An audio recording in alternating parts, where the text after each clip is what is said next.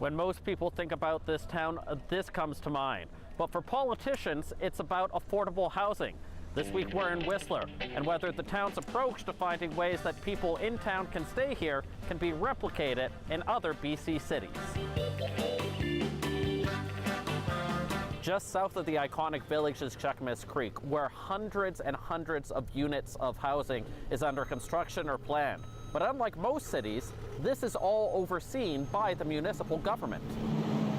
You have to buy into the idea. You know, you're not going to make a pile of money. That's fine. All your basics, dishwasher, microwave, etc. After the Olympics, Colin Taylor bought his two-bedroom apartment for half of what it would go for on the open market.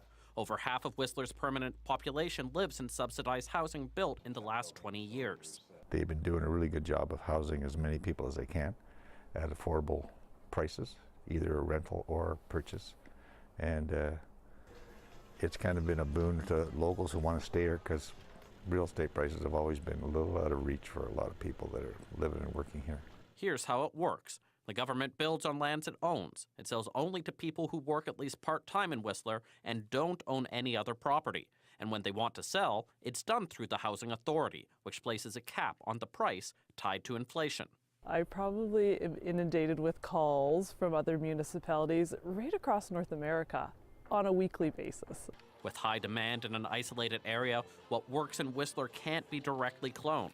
But the Housing Authority's head says the general principles can be. Our growth management cap and strategies that we have in Whistler is unique to our community. But the strategies that we've applied for addressing our housing shortage, that's transferable to other communities. The authority is so entrenched that new Mayor Jack Crompton didn't face any competition last election. In the midst of a province-wide housing crisis, he says other mayors are calling him up. I think that that's what is so interesting for us, to look around this province and not see more communities doing the same thing is a little surprising at times, because for us it just took a group of people in the 90s to say this is crucial for the success of our community. And that's the biggest reminder for other municipalities thinking of joining Whistler. It takes a long time to build up the housing, to build up the stock, and to make it part of the political culture. It's not a downhill sprint, but a steady upward climb.